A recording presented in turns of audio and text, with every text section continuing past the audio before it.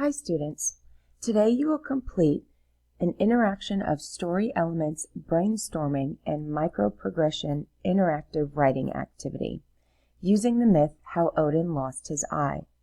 You should have read this passage yesterday. However, if you need to reread it, I suggest you do so. Today's learning targets are: I can cite extensive evidence to support analysis of a text.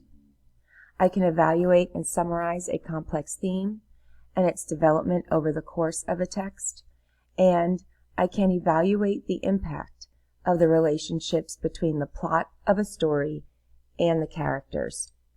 As you go through this interactive writing activity, please use the videos embedded on each slide to give you some more assistance so that you can be successful with this activity.